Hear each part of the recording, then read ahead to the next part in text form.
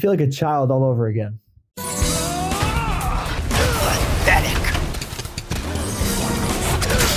Pathetic! And you call yourself a soldier? Pathetic!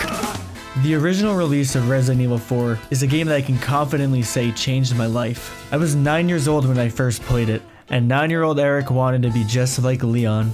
So, for Halloween, I made the costume, and for whatever reason, I really liked the RPD outfit. Even though I didn't even play RE2 yet. But for Halloween, I brought it to school. I was very excited to show it off, and when I told my teacher who I dressed up as, she had no idea. She thought I meant a literal Raccoon City.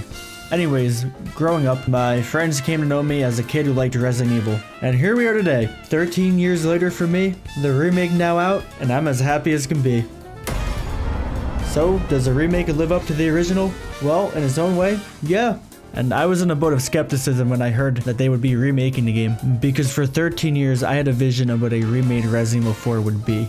I wanted the game to be more dark, have more focus and horror, and overall emphasize the Las Plagas and the cult behind it. So when the first official trailer dropped for the remake, my wish came true. The day of release, I came home from work and I rushed to the PS5. My first playthrough, I played with zero interruption, and if anybody got in my way, when I reached the shooting gallery and I heard that bonus time music play for the first time, I fell in love with the game. Stranger. Delicious! This remake is what the original felt like to me all those years ago.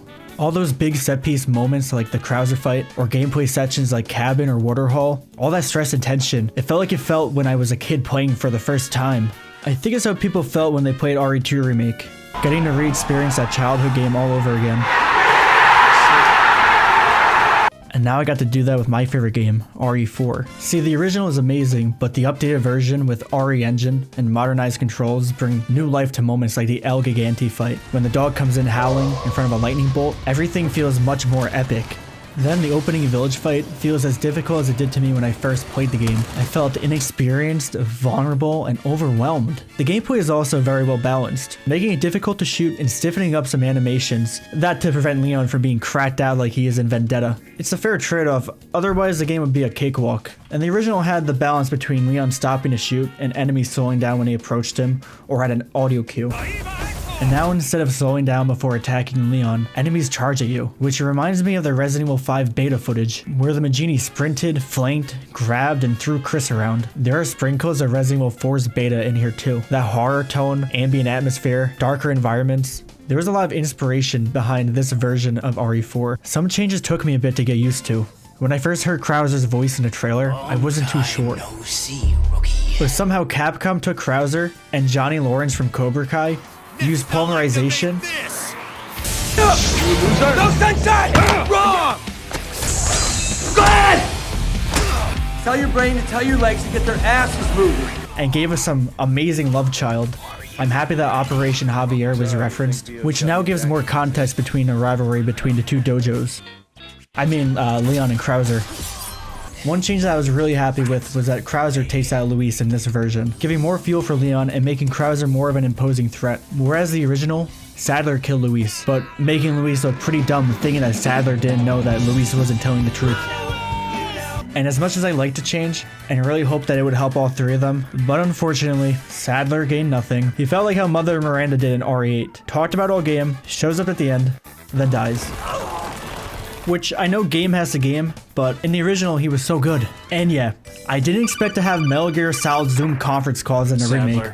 You're small time. As funny as that would be.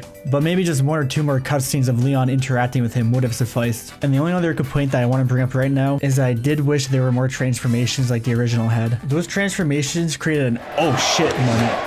It played on body horror and grueling details of how the body contorts. And with the RE engine, it would have looked so sick with those muscles and tendons, bones all withering and giving way to the plagas coming out.